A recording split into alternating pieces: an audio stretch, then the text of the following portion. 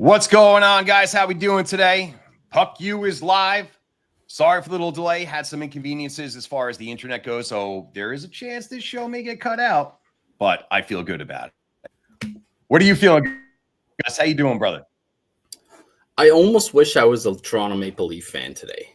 You know, like that feeling when you wake up and your mind's at ease and everybody's happy and in a good mood and things are just going smoothly. But Toronto fans like ever get that feeling? I think that's what they're feeling right now, Bernsey, and The they first have time every in forever. well, about 45 years or so, but it's impressive what they've done. And by no stretch am I a Leaf fan. I do like the Leafs. Don't get me wrong. I like the core. I like a lot of the players on it. I like the pieces that they added in the offseason on the back end. I don't love how they manage everything, but I'm a pom-pom cheerer sometimes too, right? So, but you got to give that club some credit because they are doing what needs to be done to win a playoff series. And that is not feeding Matthews to score 3-4 a night and, the Matthews show and, the Marner dipsy doodling. Like, no, these guys are playing defense and defense wins championships and defense is winning them games. They're getting decent goaltending from Wool and Stolars. It's a nice thing to see. And for Leaf fans, I hope you don't get your heart broken out of this. This could be like one of those, you take the cutest girl in high school to the dance, but she ends up going home with the football player, right? So I hope that's not going to be the case for you. I do have exactly. I do have the Leafs going deep in the playoffs because I believe in this team, not because I'm a fan. I believe in their structure. I believe in Craig Berube and what he's done to that team and the expectation he has outlined for these guys. And I honestly, I think he might have been what the Leafs have been missing for so long. Listen, you shot me a message last night and when the game ended and you're like, Leafs are winning the cup, right? And what did I send you back? I said, but how? They can't. It's the Leafs. They can't be up 2-0 on the fucking Cats. They can't be going, it doesn't make any sort of sense. And I agree with you wholeheartedly because, right, every year is different with this fucking team, right?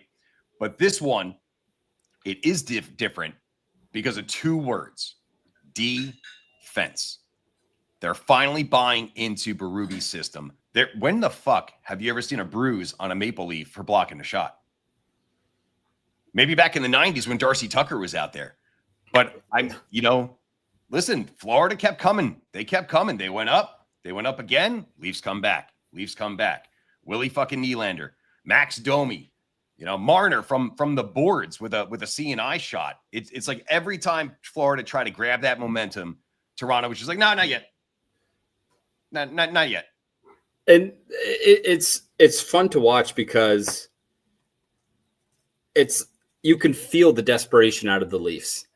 And to win 2 games at home, statistically, you have an 86% chance of winning the series. That's just the numbers. Now, are you telling me that you're only giving Florida 13% chance, 14% chance to come back and win the series? I don't think that number is accurate, but the numbers don't lie. The analysts out there should say that that's the number. And you know what? Bobrovsky needs to wake the fuck up if they want to extend the series. And of course, he's always better at home than he is on the road. But my question is like, how do we not absolutely smash the Florida line tomorrow? Do you know what the line is right now? Florida is a minus 240 on the money line. Come on, man. Let me make some bucks. What? Minus 240 after you dropped 2 on the road. You basically got owned because the Maple Leafs controlled the majority of that game. And minus 240? I will fucking monster dump money on the Leafs plus 1.5. half if that's the case, because that is a fucking ridiculous number. I'm just trying to look. So, dude, the Leafs plus 1.5 is only minus 130. Yeah. Fucking hell. I don't know. This obviously Vegas is expecting a big bounce back from the Cats here. And I think that makes 100% fucking sense, right? Like, there's no way that the Cats can go down 0-3, right? Right? Well, I don't know. Here's the thing. Toronto hasn't won in Florida since the last date I can see is October 19th, 2023. So and every game was by one or more. So really, the history says that we should be taking the Cats minus 1.5 at like minus whatever it is, 150 probably. Or sorry, minus 1.5. Yeah, they're better than so. Then this is the confusing part is they're minus 240 favorites, but minus 1.5 they're plus 115. What? That doesn't fucking make sense. The gap there is just huge. Like I don't know. It's an odd line. I haven't looked into this game too much because we got 2 games going on tonight, Burnsy, but it's an interesting story. And being Canadian, we always wish for the Canadian team to win because we only got 6 of them in the NHL. So 7 of them, 6, whatever. Not enough compared to the American team. So we're all about seeing the Canadian teams win. Even if you're a Montreal fan, you're kind of wishing for a Canadian team to win because that's just how we are up in the north. Probably Edmonton, right? Never Toronto.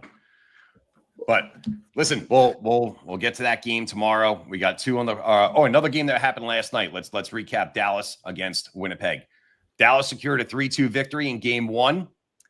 It was all the second period for Dallas, and it all came down to one guy's stick. Mikko fucking Rantanen. Natural hat trick in a span of 8 minutes. Never heard of him? No. Is he good? Didn't he play for Colorado? So, I mean, like, yeah, I think he played for the Colorado Rockies back in the olden days. And when the Colorado Rockies were around, that's when these other 2 guys actually set this NHL record for back-to-back playoff hat tricks. Yari Curry did it in 1985. And I think that this is J.A.'s uncle, Doug Bentley, did it in 1944.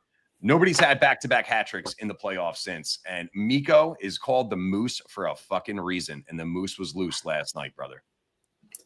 Boy, did they look good. Now, don't get me wrong. I was pretty impressed with the Winnipeg Jets, given how much hockey they played, that double OT against St. Louis in round 1. They had a few days off, but still, it still takes a toll on you. They, still banged up lineup. Scheifele did play. I don't think Morrissey did though, right? No, Morrissey's still out. He's dated that. He's still out, but I expect to see him back sooner than later.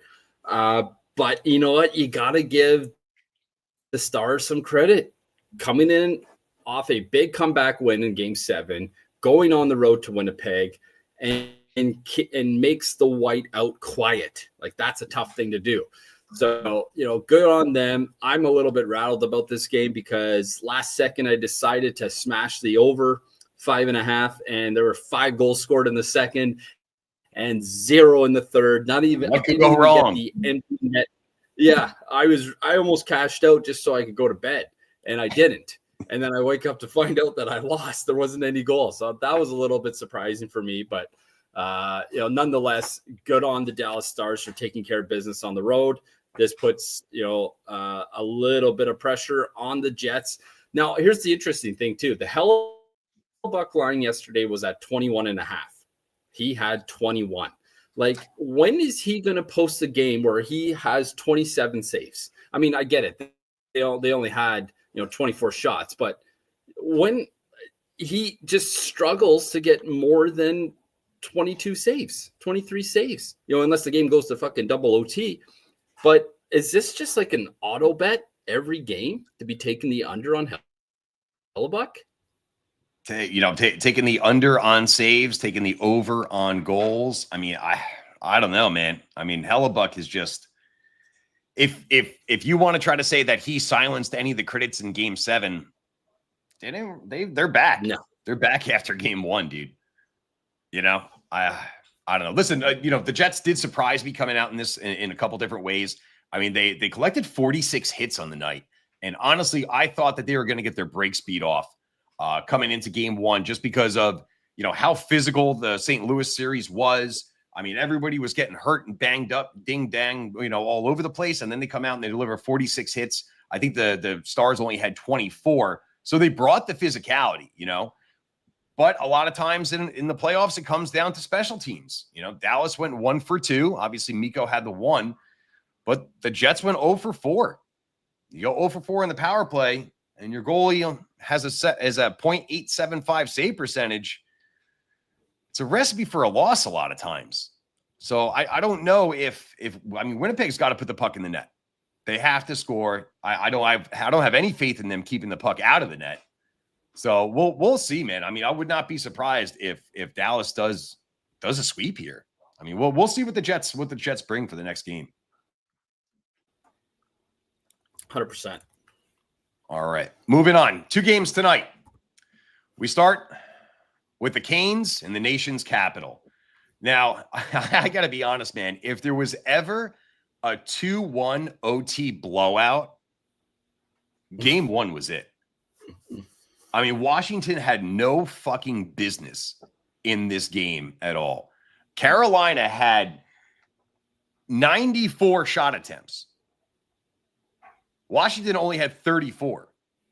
14 of them found their net for Washington, and 33 found it for the Canes. I mean, you want to talk about some auto bets here. Let's just talk about every Cane shot over, whatever the number is. All these guys do is just fire the fucking rubber, man.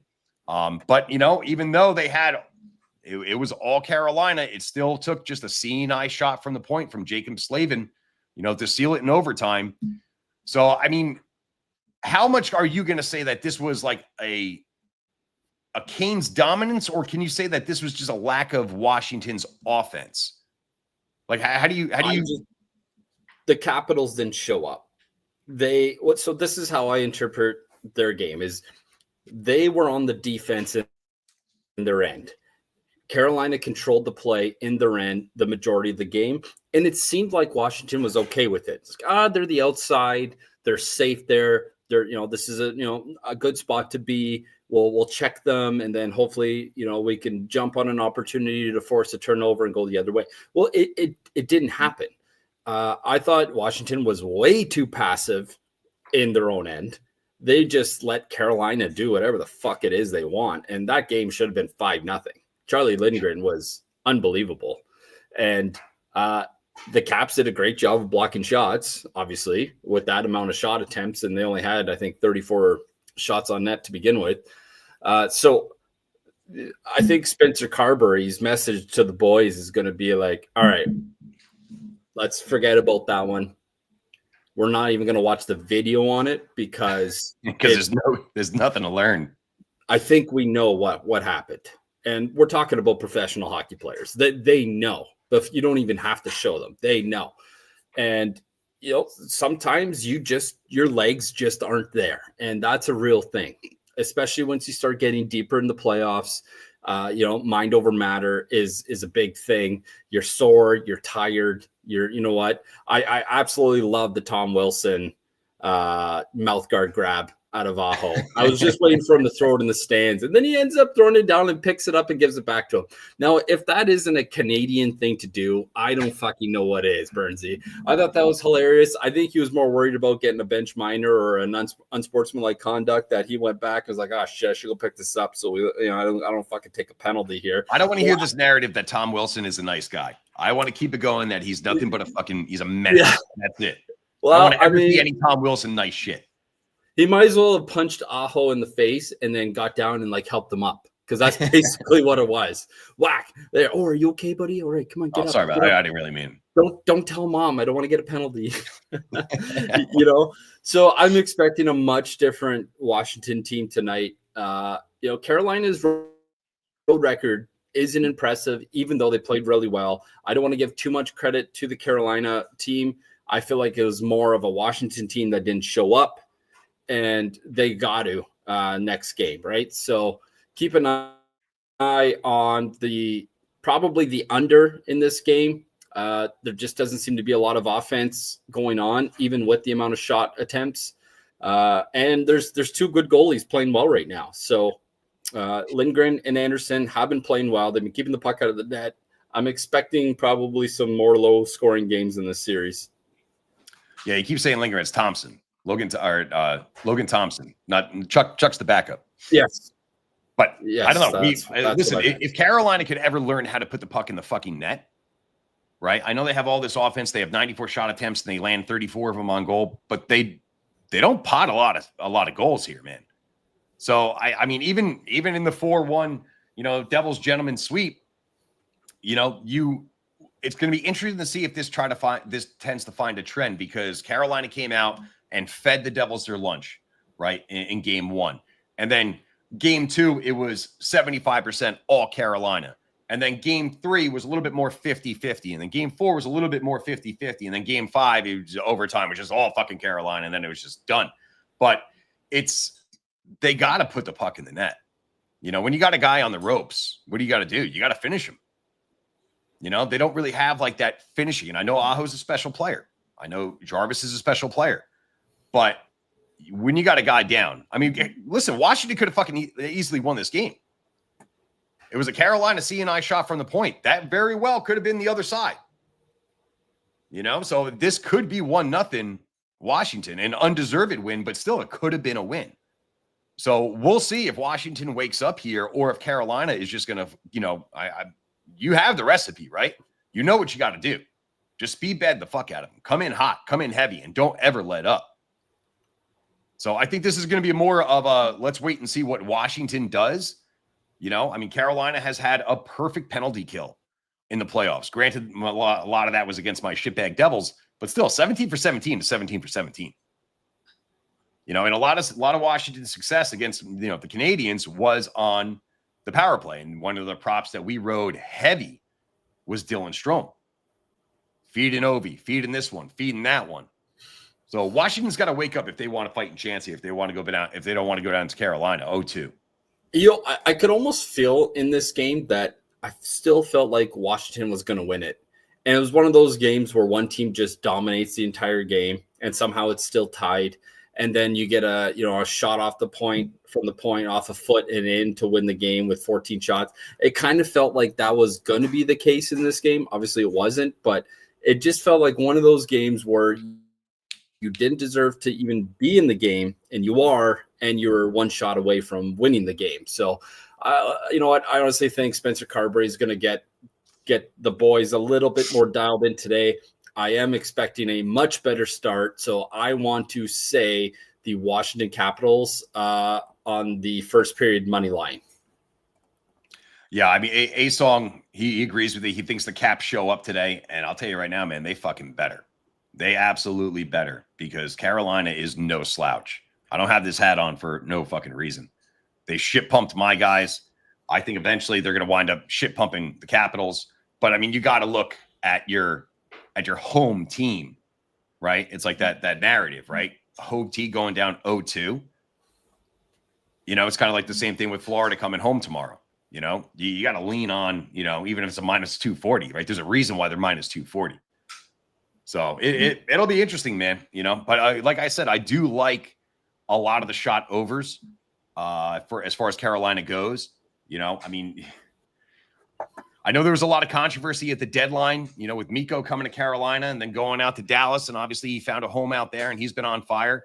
Logan Stankoven, he was that piece in that puzzle that a lot of people overlooked or just thought, oh, it's a good third line role player, but he's been scoring, he's been shooting.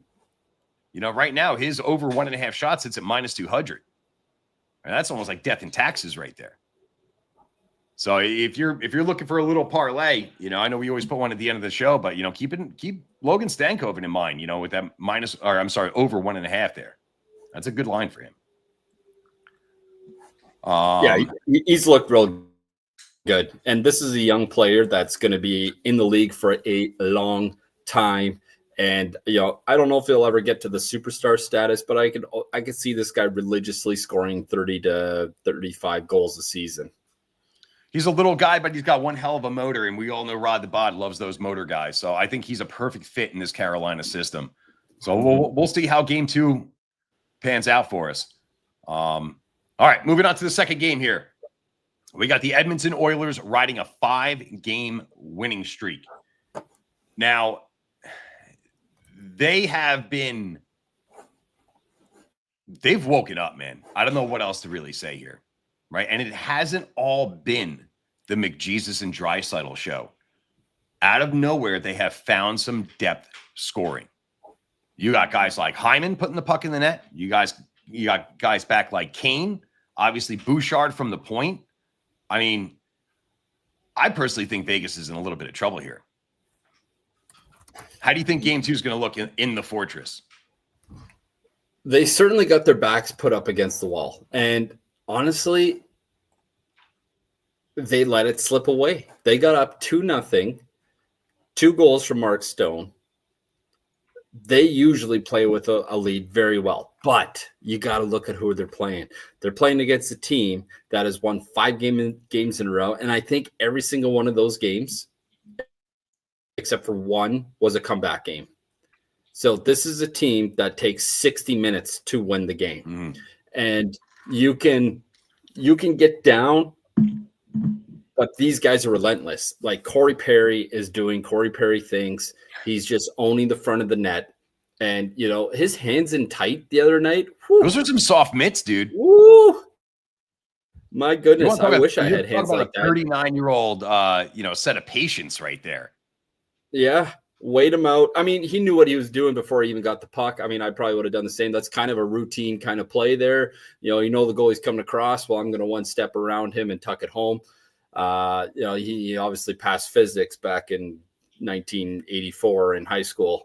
But you know what? For an older guy, I got to give him credit. He's getting big minutes. He's getting important minutes, and he's producing. And, this is a guy, did he not, and correct me if I'm wrong, did he not go to the Cup final the last 5 years in a row and lose every fucking one of them? It's actually the last 27. Is that right? The last 27 years, he's been to the Cup final and has lost every single time. Well, that's not true. He won with Anaheim. That was 28 years. That was the first year he went to the Cup final. Yeah, but you want to talk about a guy that wants to get another ring. Like, he's been to this dance before and often, right? And you can see it the way he's playing. He's playing well. I even saw him block a shot the other night. I'm like, holy fuck, a 40-year-old blocking a shot. Good for him. But you know what? It's the secondary efforts from the no-namers, if you will, on this team that are making a big difference. I know Nugent Hopkins isn't a no-namer, but that guy is looking really good right now. Arvidsson, he's getting like 5 shots a game. I went to go put a bet on him tonight for the shot total because of how effective he is. He's not even on the list.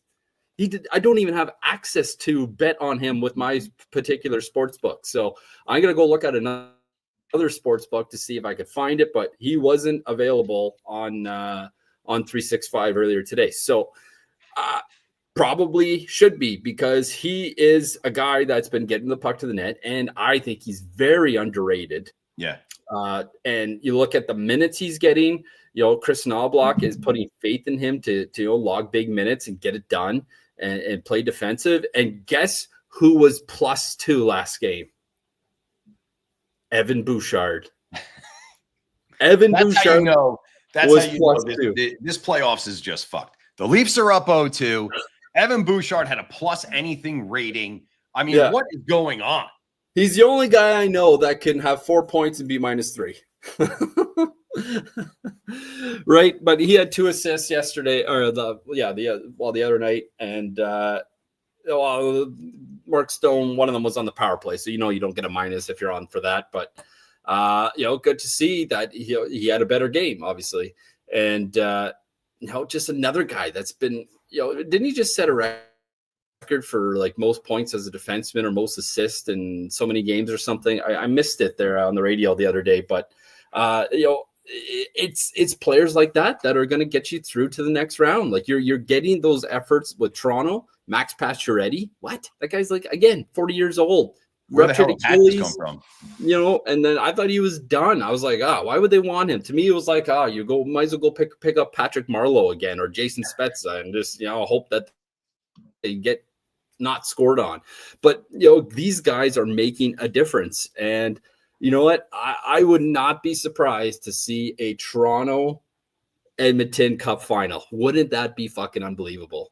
That would be awesome. As a Canadian, that would be the greatest thing ever. I might have to go back to Edmonton to watch, game 4 again, because that was pretty fucking awesome. So we'll see. Let's not get ahead of ourselves. But good things going on in Edmonton. Good things going on in Toronto. Adin Hill. Got to be better. Gotta be better. Do you stick with him tonight? I think you have to. Right? Why? Why? What do you mean? Because where are you going to put it? I mean, not for nothing, man. I understand, Akira Schmid, coming from the Devils, he had playoff success against the Rangers, when the Devils came back. But I don't know, man. I didn't feel confident when he was between the pipes. I know he stole the show against, the Rangers a couple of years ago, but Alex says Adin Hill just equals bad. But I don't know. Is it panic time? Is it? Okay, so only game 2, regardless. It's only game 2. It is only game 2. And his numbers suggest that he's not as bad as we're saying. 3 out of the last 5 games, he had over a 900 save percentage. But the other 2 games, 4 goals against on 32 shots, well below that average save line against an Edmonton team. I don't know. I don't know this Schmid kid as well as you do, but this is a big dude. He's a monster. Oh, he's a monster. Yeah, he's a monster. So just for fun. Okay, so this proves my point. And I would be 100% having Adin Hill on a leash, because have you looked at Schmid's numbers for the Golden Knights?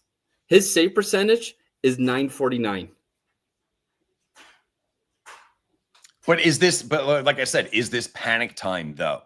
And listen, I understand where you're going with all this, right? Because where would you rather? It's kind of like what we were talking about with the Leafs, right? With Woll and installers and stuff, right?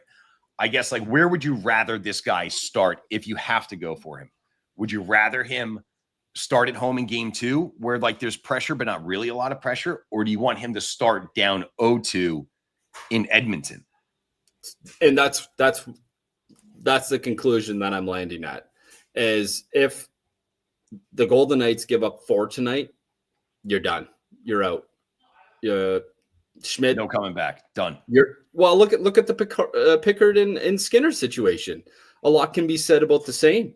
And it's kind of the same thing. All right, Pickard, you're in. Fuck, I hope so. And look at him. He's won 5 in a row.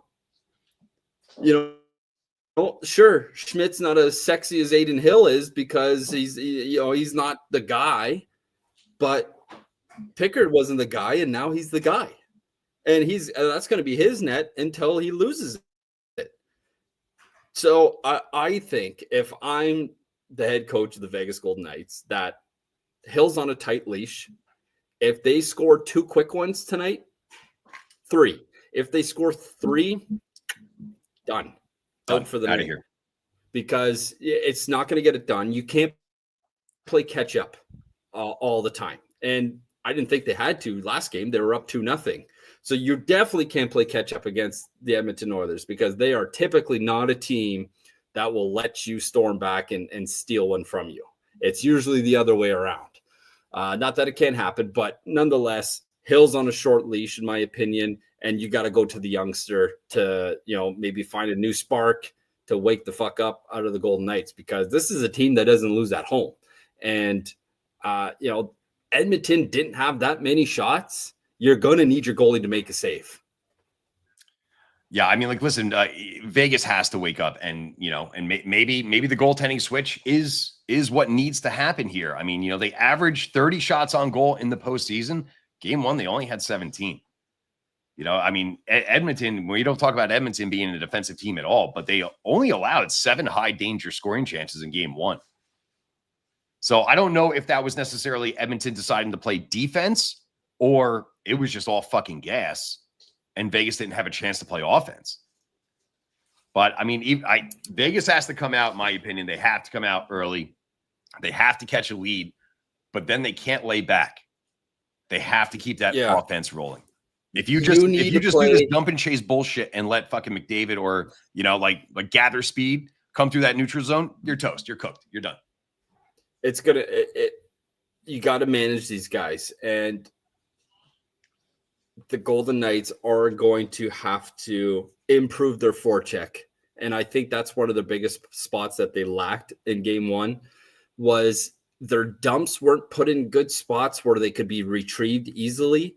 And that led to Pickard playing the puck quicker and the D having more time to move the puck out of the zone. So I'm expecting definitely some adjustments from this Vegas team. And is Edmonton going to lose again this playoffs?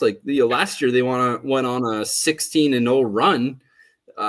Is this how the cup's going to be won? They're just going to win 16 games straight and pack their shit and move on. Well, listen, they won't even have an injury report because they're not going to play enough hockey. Definitely not suggesting that Edmonton's going to win 16 in a row for the record. But you get what I'm saying. This is a fucking tough team to beat right now. Well, they could be on their way after dropping the first 2 in LA, man. I mean, I don't know. I mean, listen, one thing that Vegas has to be mindful of, this Edmonton power play has woken up big time. And they're operating at a 32% and change success percentage. And Vegas needs to play hard, but not too hard. You got to stay out of the box against these guys. And this is supposed to be a Vegas team that, won the cup a couple of years ago because of what was everybody talking about, right? This monster decor, right? We have all these defensemen, 6 foot and over. Well, Pietrangelo didn't play in game 1. I don't know if he's inserted back into the lineup for tonight, but you want to talk about missing a guy, and then on the offensive side, Dorofeyev didn't play in game 1. That's not having a 35 goal scorer in your lineup. When you desperately need some offense, you only have 17 shots on fucking goal. Let's get these guys healthy and get them back into the lineup. So Pietrangelo is still day-to-day from the last time I checked. Dorofeyev, he's out. I don't even know what's wrong with him. They haven't really given us a lot of info on him. It's the playoffs, man. You never find out what anybody's injury actually is. No, yeah, and that's fine. But from our perspective, it's just tough to, well, when he gets back next game, it doesn't matter. We don't know. So, but you know what, though? There's only one fucking type of person that makes excuses, and those are losers. So you need to find a way to overcome this adversity. Yeah, one of your best D is out, and a youngster firepower that is having an insane year is not playing. Find a way. Go call the Dallas Stars and see if they fucking found a way, because that is a team that found a way, and look at where they are now. They're up 1-0 when everybody wrote them off to losing 6 to Colorado. They're in round 2. They just stole one on the road because they found a way. They said, fuck it, you're hurt? No problem. All right, guys, here's the plan. We need you, and you to be better. You got to man up, more minutes for you. You got to earn them. If you want to play, you got to fucking earn them. Well, Doobie says it sounds like we're all on the Oilers money line tonight. I don't know, man. Me personally, right? I got to look at the experience on Vegas's side, and I have to believe that they still want it, whether they still want to dominate one, whatever the hell it is. But I got to believe that they get one at home ice here. Wait, what do you think? Honestly, I just think of, oh wow, Pickard's got a 6-game winning streak. It just sounds weird. It doesn't fit. And here's the thing. You know how hard it is to go and win 2 games on the road in the playoffs? At best, you're going there all right, guys, if we can split, that's fucking perfect. It's always we don't have home ice, so let's split. Let's go back home and take care of business at home where we're comfortable. So the fact that they went out and stole game 1, I don't think the score reflected on how the game was played, because I think Vegas still outplayed Edmonton in a different times, but this wasn't your typical Vegas team either. So I think they make adjustments. I can see this being a lot tighter. I do like the under tonight. I think it's going to be more of a defensive game. I think it's going to tighten up a bit tonight. I don't think it's going to be such a high gun blazing kind of thing. You got game one out of the way. They've been in Vegas a couple nights now. They probably hit up the Flamingo for a cocktail or two at some point. Maybe head on over to the Bellagio to play some cash game, high stakes poker. These guys sure, are Corey professional. Perry's there right now. Corey Perry's there right now, guaranteed. Yeah, but it works for the worm. And Evander Kane, if he's even allowed back in. Nonetheless, it's going to be a good game. I'm excited to watch it. You got two great teams going head to head, but I struggle to believe that Edmonton's going to take two on the road at the Fortress. I just want to see what kind of car Evander Kane shows up to. So he showed up in game 7 in this pimped out Lambo. He shows up to game 1 in a Rolls Royce. I mean, this is a guy that likes the flash. He likes the spotlight. I mean, he likes the trouble. So I want to see what he rolls up to in tonight. Yeah, I mean, what would you pick? What one would you pick? How many does he have? How much money is he making? He's got everything. He's got fucking everything. I mean, the casino probably has a lot of it right now, but still, my man's got some wheels. Yeah, no, he's got style. I got to give him that. All he's right, a degenerate just like games that you can't hate on that. You can't hate on other degenerates, even though if they're hockey players or not. I mean, I would still pay your tab. Pay your tab. You could be a degenerate and still pay your tab. Come on, Kane. Fucking open up your wallet, you cheap bastard. Jeremy says he's probably rolling up in a paddy wagon. I think that's it's not far. All right, so those are the two games we got tonight. Let's switch over to best bets. What are we looking at for best bets today? Best bets. You ready? Oh, you're gonna like it.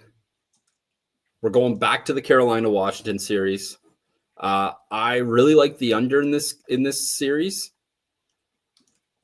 But one thing that jumps out off the page the most to me is the team total for Carolina. Right now, you can pick up under 3.5 at minus 155, which I think is a good price. Yeah. Is Carolina really going to score 4 on the road? I mean, they can. They're good enough to, but I also see a very different Washington team come out tonight. So I got to roll with Carolina team total under 3.5. I could see them scoring 2, maybe 3, but 4 is a lot. I just don't believe in the offense to get it done. Listen, this is a team that likes to fire the rubber at the net, but not a lot of them go in, and Washington is not the New Jersey Devils by any stretch of the imagination. And so I 100% do expect Washington to wake up tonight, come and bring the heat. And I think every game in this series is going to be very tight. All right, let's move it on to my favorite part, the D-Gen parlay. We're going to pick out 4 legs. We're going to put together a little 4-leg parlay here. Hit one the other night. Had to take the day off yesterday. My bad about that one. I had some dental work. Half my face was asleep for the entire day. But all right. What are we looking at for the D-Gen parlay, brother? You want to kick it off, or do you want my sexy legs? I want to know where your head's at. Oh, I need to know. It correlates with what we've been talking about this Carolina and Washington series. All right. I think this game goes under. I'm taking the under 5.5 goals, Carolina versus Washington. Leg numero uno.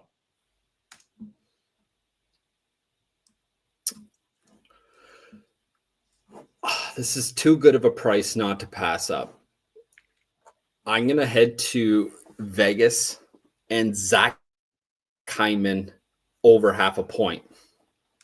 I think he's been very quiet this postseason, but he has had so many good chances to bury it. He did score the other night on his one and only shot on goal. But, you know, I think he's a big part of this power play. And I you know, they've been so good on the power play that I can see him getting a point tonight. Let's do it. Listen, I mean, we talked about it before, you know, like the depth has arrived in Edmonton. It's not just the McJesus and Draisaitl show right now. So love it. Zach Hyman over a half a point. All right, coming in with my third leg, my second sexy leg. I'm going to stay in Vegas, and I'm liking maybe one of the ugliest guys in hockey, Mark Stone, over 1.5 shots on goal. I mean, he did have 2 goals last game, so if he does that again, you're going to cash quick. Quick, fast, and in a hurry. First period, done. Put me to bed. In and out. Good night. I like that. All right, round us off. The final leg, I gotta go back to a shot total for Carolina because again, we already talked about it. Svechnikov, the line's at 2.5. He had 11 attempts in game 1. And you know, he had 25 shots and 55 attempts through 6 games so far this season, this postseason. And Washington has been giving up a lot of shots. We already know that. We talked about it. So we're going to roll back to it. Andrei Svechnikov sounds like a gun. Over 2.5 shots. All right, there's our 4 legs. I think I butchered this guy's name again, but he hits for us. Oh, that's better. That's a lot closer. Getting closer. The first time it was definitely a Russian mobster spelling. There was like a Z and a lot of chuz. I don't know. It was a little weird. I actually converted my keyboard to Russian to get it out there. I actually think you spelled it correct. Good for you. We're for sure winning now, guys. Bet the farm. I got the hat on. Carolina's bringing it. Got the old school vibes going. I want to see the green Cooperalls coming out tonight. All right, so we got the 4 legs there. We got the under in the Carolina Washington under 5.5.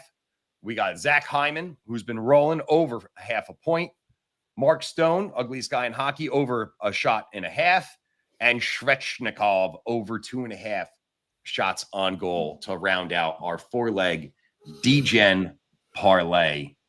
Feels so good. Can't wait to get off of here and lay some wood to that. All right, 2 games done. We gave you guys what we thought. We gave you what we liked, what we loved, what we leaned.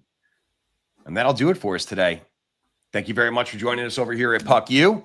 Make sure you guys get over to ylose.com. That's the letter Y, Lose.com for everything that we offer from the best team in sports handicapping. Les, any closing words for the guys? One thing we didn't talk about was last night's card for VIP. It was another Green Knight Burnsy, Canadian Bacon parlay, smashes again, and Bradley the Rat Marchand cashes the over half a point, which is going to be a auto lock for this entire series because this is a guy that just produces against Toronto, even if he is 50 years old. He's like the Corey Perry of the Florida Panthers right now. So you want all the best bets, make sure you get over to the NHL Ylose Telegram page. We're selling our package for $100.